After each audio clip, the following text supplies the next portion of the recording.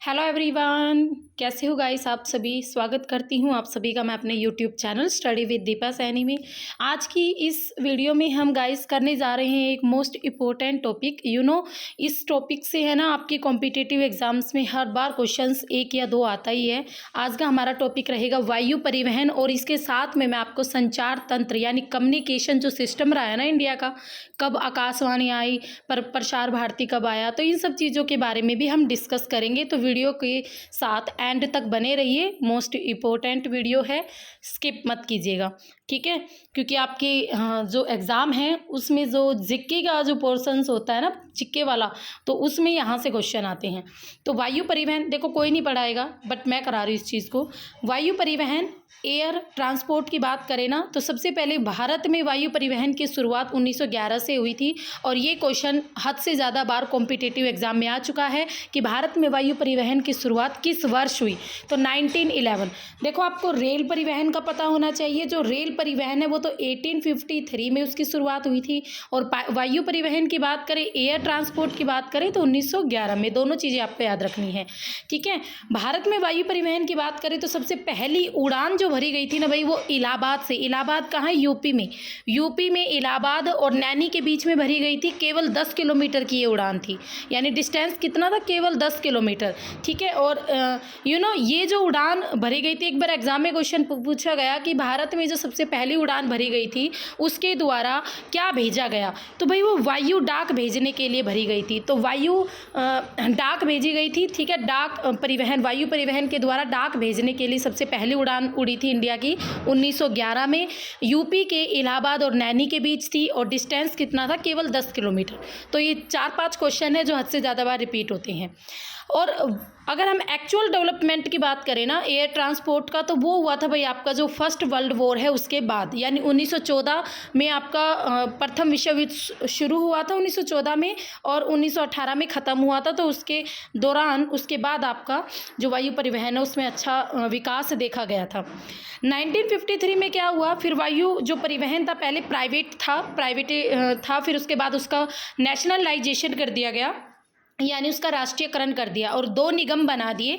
एक तो air India limited और दूसरा इंडियन एयरलाइंस। और इस इंडियन एयरलाइंस को ही अब इंडियन के नाम से जाना जाता है। तो ये दोनों भी आपको निगम याद रखने होंगे। 1953 में जो एयर ट्रांसपोर्ट है उसको नेशनलाइज्ड किया गया था, ये भी याद रखना होगा, ठीक है। और उसके बाद एयर इंडिया लिमिटेड और इंडियन एयरलाइंस का अब नाम क्या है? इंडियन। तो इन सब चीज़ों को आप ध्यान रखोगे। ये छोटे छोटे पॉइंट्स है, बट एग्जाम के पॉइंट ऑफ व्यू से मोस्ट इंपॉर्टेंट है।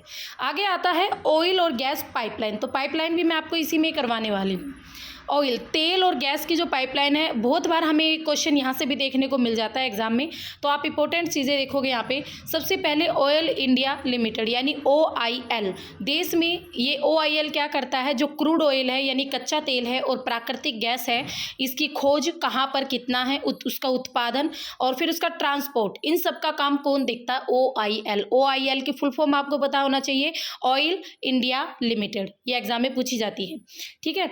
नेक्स्ट OIL के बारे में पता कर लिया। तो एशिया की सबसे पहले और या सबसे लंबी पाइपलाइन की बात करें तो वो है 1157 किलोमीटर लंबी, और 1962 से 64 के बीच भारत में असम राज्य के नहर काटिया तेल कुओं से नूनमती और बिहार में बरौली तेल शोधनशालाओं तक बनी है ये पाइपलाइन, ठीक है। यानी एशिया की सबसे लंबी पाइपलाइन, सबसे पहली बात तो आपको याद रखनी है, हमारे भारत में ही है। और भारत के किस राज्य में है भाई? असम राज्य से बिहार राज्य तक है, ठीक है। असम में कौन सी जगह है? नहर काटिया जगह है, और नहर काटिया में जो तेल के कुएं हैं वहाँ से नूनमती जाती है, और नूनमती से फिर बिहार राज्य में आती है। और बिहार में कौन सी है जो रिफाइनरी है, तेल ऑयल रिफाइनरी है, वो है बरौनी ऑयल रिफाइनरी, वहाँ तक इसे ले जाया गया है। तो ये है एशिया की सबसे लंबी तेल पाइपलाइन।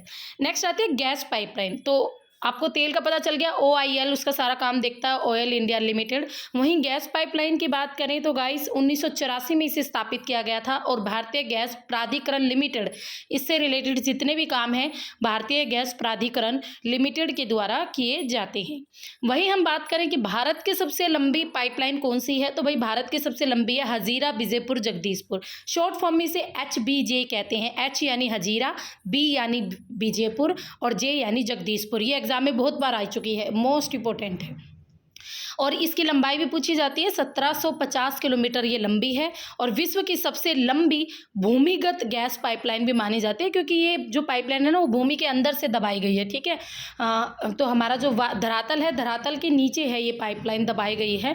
तो भूमि अगर पूछे वर्ल्ड की सबसे लंबी भूमिगत यानी वर्ल्ड के अंदर, धरती के अंदर सबसे लंबी गैस पाइपलाइन कौन सी है, तो वो रहेगी आपकी HBJ हजीरा बीजेपुर जगदीशपुर। लंबाई कितनी है, 1750 किलोमीटर।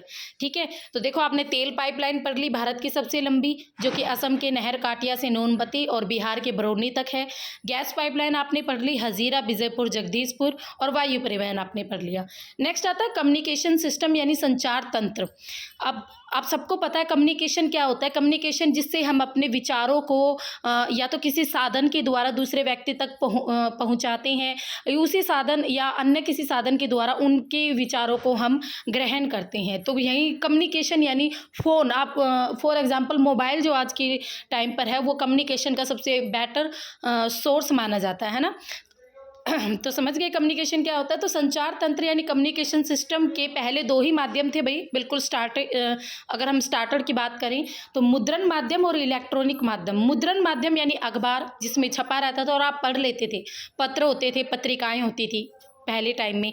और इलेक्ट्रॉनिक माध्यम में आकाशवाणी था और दूरदर्शन, ये ही दो चीज़ें थी। ठीक है, भारत में अगर हम बात करें सूचना और प्रसारण के विकास और नियमन का जो डेवलपमेंट है वो कौन करता है, तो केंद्रीय सूचना प्रसारण मंत्रालय करता है। ये क्वेश्चन पूछा गया था DSSB में कि भारत में जो सूचना और प्रसारण है उसका जो डेवलपमेंट और उसके जो भी नियम है उन सबको डेवलप कौन करता है, तो केंद्रीय सूचना और प्रसारण मंत्रालय इन सब काम को देखता है। तो इसको आपको ध्यान रखना है। वही अगर हम बात करें हमारे इंडिया की, तो भारत में जो स्वायत्त प्रसारण निगम है वो प्रसार भारती है। प्रसार भारती मोस्ट इम्पोर्टेंट हमारे देश का ही है ये स्वयं प्रसारण निगम, और इसका नाम क्या है, प्रसार भारती।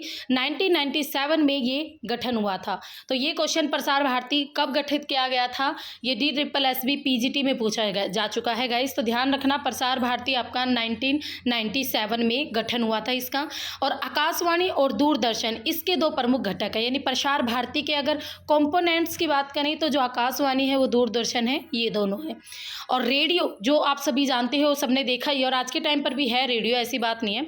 तो रेडियो का पहला जो प्रसारण हुआ था भाई 1923 में हुआ था। रेडियो क्लब ऑफ बॉम्बे ने किया था। किसने किया था, रेडियो क्लब ऑफ बॉम्बे ने किया था। और 1927 में मुंबई और कोलकाता में इसके बाद रेडियो का प्रसारण हुआ। तो सबसे पहले अगर हम बात करें, रेडियो क्लब ऑफ बॉम्बे ने रेडियो का पहला प्रसारण 1923 में किया था, 1927 में मुंबई और फिर कोलकाता में। ठीक है, फिर उसके बाद 1936 में क्या हुआ, 1936 में ऑल इंडिया रेडियो AIR रखा गया था इसका नाम। और 1957 से फिर हम इसे आकाशवाणी कहने लग गई थी। ठीक है, तो 1936 में ऑल इंडिया जो रेडियो था इसी का ही नाम आकाशवाणी है, जो कि 1957 में इसे आकाशवाणी कहा जाने लगा। और दूरदर्शन सभी जानते हैं कि हमारे भारत का राष्ट्रीय टेलीविज़न है दूरदर्शन। जब हम छोटे छोटे थे उस टाइम से हमने दूरदर्शन पर काफ़ी कुछ देखा हुआ है। ठीक है, तो पहले तो दूरदर्शन ही होता था, अब तो दुनिया भर के चैनल आ गए हैं, बट पुराने टाइम में तो हम देखते थे DD मेट्रो और DD नेशनल, जिसे दूरदर्शन कहते थे। ओके, दूरदर्शन का अगर पहला प्रसारण की बात करें ना, तो पहला प्रसारण हुआ था भाई 15 सितंबर 1959 में दिल्ली में। ठीक है, तो ऐसे याद कर लेना, दूरदर्शन यानी भाई दूरदर्शन या हमारे देश का नेशनल है, नेशनल यानी हमारी राजधानी यानी दिल्ली। तो दिल्ली में सबसे पहला प्रसारण हुआ था, कब हुआ, 15 सितंबर 1959 में। दूरदर्शन के प्रसार के लिए आपकी सैटेलाइट ही यूज़ की जाती थी, और इसका सैटेलाइट का जो पहली बार इसके लिए यूज़ हुआ 1975 और 76 में हुआ। ठीक है, तो दूरदर्शन के प्रसार के लिए सैटेलाइट सिस्टम जो यूज होने लगा वो कब से, 1975 से 76 के बाद। और योजना कौन सी रखी गई थी भाई, योजना थी आपकी सैटेलाइट। योजना के अगर नाम की बात करें तो साइट, SITE, S से सैटेलाइट, I से इंस्ट्रक्शन, T से टेलीविज़न और E से एक्सपेरिमेंट। तो ये इसकी साइट की फुल फॉर्म है, जो एक बार पूछी जा चुकी है KVS के एग्जाम में। सैटेलाइट, इंस्ट्रक्शंस, टेलीविज़न, एक्सपेरिमेंट, ये नाम रखा गया था किसका, योजना का। राष्ट्रीय कार्यक्रम और रंगीन टेलीविज़न का आरंभ 1992 से हुआ। जो आप देखते हो ना अब आजकल के टाइम में कलर्ड TV जो आप देखते हो, सब आप तो LED वगैरह आ गई हैं। तो पहले तो ब्लैक एंड वाइट TV होता था, और जो कलर TV आया वो कब आया भाई, 1992 से आया। उससे पहले सब कुछ ब्लैक एंड वाइट था। ठीक है, अब आता है नेक्स्ट, उपग्रह संचार प्रणाली। इमेजिनरी और दृश्य प्राप्त होते हैं। उपग्रह संचार प्रणाली यानी आप ये कह सकते हो जो सैटेलाइट के थ्रू हम चीज़ें करते हैं, ठीक है, उपग्रह संचार, और इससे हमें फ़ोटो भी प्राप्त होते हैं और उन्हें हम दृश्य देख भी सकते हैं। जैसे हम बात करें इनसैट, इनसैट एक भारतीय राष्ट्रीय उपग्रह है। 1983 में इसकी डेवलपमेंट किया गया था, इसको स्थापना किया गया था। और दूर संचार, मौसम संबंधी और आपदा संबंधी जितनी भी हमारी समस्याएं हैं या जितना भी प्रॉब्लम है, तो ये सब कुछ हम इनसैट के ज़रिए आसानी से देख सकते हैं। मौसम संबंधी सूचनाएं प्राप्त कर सकते हैं, दूर संचार भी होता है इससे, और आपदा संबंधी चेतावनी भी हमें प्राप्त होती है।